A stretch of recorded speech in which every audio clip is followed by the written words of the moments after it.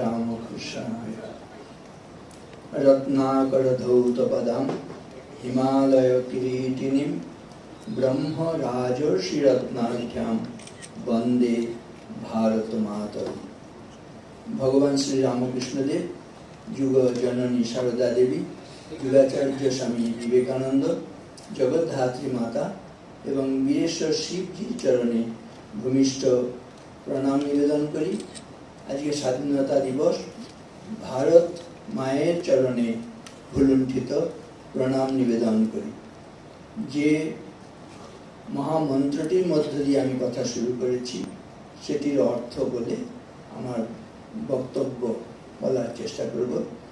তার আগে ইষ্টব্রতানন্দ जी महाराज के अनेक अनेक श्रद्धा नमस्कार प्रणाम स्वागत सुस्वागत জানাই আজকে অনুষ্ঠানে আসার জন্য।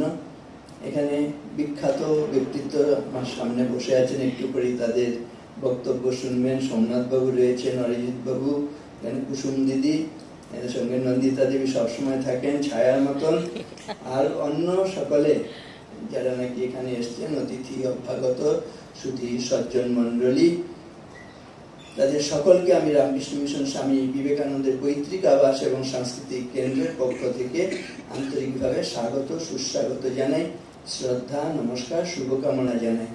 স্বদেশ আই ফাউন্ডেশনের যারা পরিচালক মণ্ডলী তাদেরকে কৃতজ্ঞতা জানাই। তারা এই অনুষ্ঠান অন্য যে কোনো জায়গায় করতে পারতেন, কিন্তু তারা রামকৃষ্ণ মিশন স্বামী বিবেকানন্দের পৈতৃক আবাস এবং সাংস্কৃতিক কেন্দ্রকে বেছে নিয়েছেন, তাদের স্থান নির্বাচন করেছেন এই মহাপবিত্র ভূমিকে।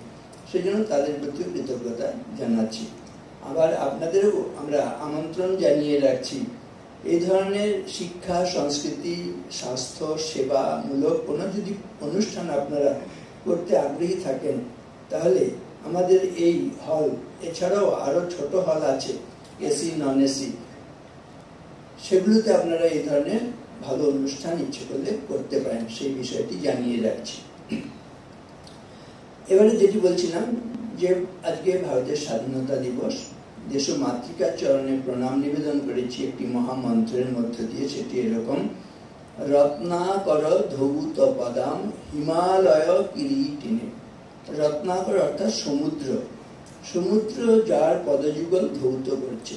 আপনারা জানেন দক্ষিণে ভারত মহাসাগর সদা সর্বদা ভারত মায়ের চরণ বিধৌত করছে, সেজন্য বলা হচ্ছে রত্নাকর ধৌত পদাম হিমালয় কিরীটিনী। কিরীটি অর্থাৎ মুকুট রূপে শোভিত রয়েছে হিমালয় পর্বতমালা ভারতবর্ষের উত্তরে। রত্নাকর ধৌত পদাম হিমালয় কিরীটিনী ব্রহ্ম রাজর্ষি রত্নাঢ্যাম বন্দে ভারত মাতরম। এই ভারত মাতার সন্তান কারা? তারা এক একজন ব্রহ্মজ্ঞ, এবং এদেশে শুধু রাজারা জন্মগ্রহণ করেছেন এরকম নয়, তারা একদিকে যেমন রাজা অপরদিকে তারা ঋষি। তাহলে এরকম মহামানবের জন্মস্থান ভারতবর্ষ, সেই ভারত মাতাকে প্রণাম নিবেদন করে আরো একবার আমি উচ্চারণ করছি, রত্নাকর ধৌত পদাম হিমালয় কিরীটিনীম ব্রহ্ম রাজর্ষি রত্নাঢ্যাম বন্দে ভারত মাতরম। এই ভারত মাতার আদর্শ কি? স্বামী বিবেকানন্দ বলছেন, the twin ideal of India are renunciation and service. ভারতবর্ষের দুটি আদর্শ, একটি হচ্ছে ত্যাগ আর একটি হচ্ছে সেবা। বলছেন intensify her in those two channels and the rest will take care of themselves. যদি আমরা এই ত্যাগের পথে এবং সেবার পথে আমাদের কর্মধারাকে নিরবচ্ছিন্ন রাখতে পারি, এটিকে যদি চালিয়ে যেতে পারি, গতিশীল রাখতে পারি, তাহলে অন্য সব সমস্যার সমাধান হয়ে যায়। তাহলে ত্যাগ এবং সেবা হচ্ছে truth, purity and unselfishness. wherever these are present, there is no power below or above the sun to crush the possessor thereof. Equipped with these, one individual is able to face the whole universe in opposition. সত্য, পবিত্রতা এবং নিঃস্বার্থপরতা, এই তিনটি জিনিস যদি কারোর মধ্যে থাকে, সূর্যের উপরে এবং সূর্যের নিচে এমন কোন শক্তি নেই তাকে পরাজিত করতে পারে। আর এই তিনটি জিনিস সত্য, পবিত্রতা এবং নিঃস্বার্থপরতা থাকলে সারা বিশ্ব ব্রহ্মাণ্ড যদি আপনার আমার বিরুদ্ধে দাঁড়ায়, আমার আপনার মধ্যে যদি এই সত্য, পবিত্রতা এবং নিঃস্বার্থপরতা থাকে, তাহলে আমরা এই জয়ী হতে পারি। শক্তির উৎস হচ্ছে সত্য, পবিত্রতা এবং নিঃস্বার্থপরতা, যার প্রতিমূর্তি ভগবান শ্রীরামকৃষ্ণদেব, স্বামী বিবেকানন্দ যার বার্তাবহ। এই স্বামী বিবেকানন্দের পুণ্যস্থলে আজকে এই সুন্দর সেবামূলক প্রতিষ্ঠানের অনুষ্ঠান হচ্ছে। আমি এদের সমস্ত সেবা কর্মের সাফল্যের জন্য এবং উত্তরোত্তর শ্রীবৃদ্ধির জন্য ভগবান শ্রীরামকৃষ্ণ, শ্রীমা সারদা দেবী স্বামীজির চরণে আকুল প্রার্থনা জানাই। কোন জীবনটা সফল, কোন জীবনটা সার্থক হয় বলতে গিয়ে বলা হয়েছে, জীবনে যাবৎ আদানম স্যাৎ প্রদানম ততোধিকম ইত্যেষা প্রার্থনা স্মাকম ভগবান পরিপূর্যতাম। হে ভগবান, হে ঈশ্বর, তুমি আমাদের এই প্রার্থনা পূরণ করো।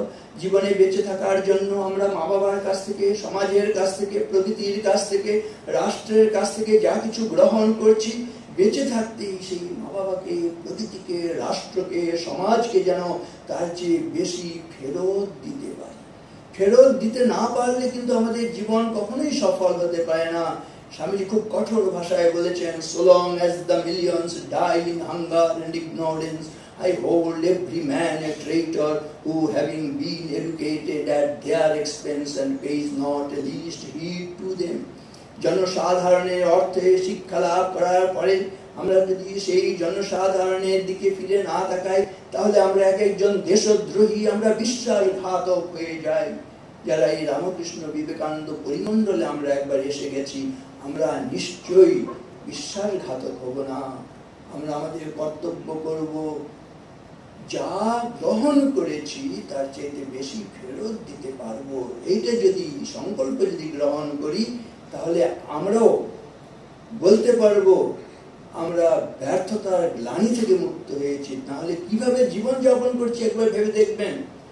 শুধু দিন যাপনের, শুধু প্রাণ ধারণের গ্লানি, সরমের ডালি, নিশিদিন রুদ্ধ ঘরে ক্ষুদ্র শিখা স্তিমিত দ্বীপে ধূমাঙ্কিত কালী, লাভ ক্ষতি টানাটানি, অতি সূক্ষ্ম ভগ্ন অংশ ভাগ, কলহ সংশয়, সহেনা সহেনার জীবনের খণ্ড খণ্ড করি দণ্ডে দণ্ডে ক্ষয়।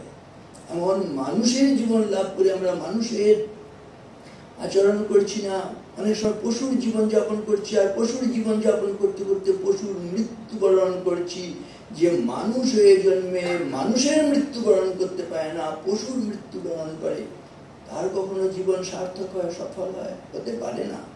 সেজন্য হে গৌরীনাথ, হে জগদম্বে, আমায় মনুষ্যত্ব দাও, মা আমার দুর্বলতা কাপুরুষতা দূর করো, আমায় মানুষ করো বলে স্বামী বিবেকানন্দ আমাদের সকলের জন্য প্রার্থনা করেছেন। আমরা স্বামীজির কাছে প্রার্থনা করি আমরা যেন সেই মানুষ হয়ে বলতে পারি, ধন্যোহম কৃতকৃত্যোহম বিমুক্তোহম ভবগ্রহাৎ নিত্যানন্দ স্বরূপোহম পূর্ণোহম তদ অনুগ্রহাৎ। তাঁর অনুগ্রহে, ঠাকুরমা স্বামীর অনুগ্রহে, গুরুর অনুগ্রহে আমি আপনি যেন আমাদের জীবনকে ধন্য কৃতকৃতার্থ করতে পারি, খণ্ডিত জীবনের অবসান ঘটে এই পূর্ণত্বের অধিকারী হতে পারি। এই প্রার্থনা করে আমার কথা শেষ করছি। আমাকে একটি জায়গায় যেতে হবে, সেই জন্য আমি বিদায় নিচ্ছি সকলে।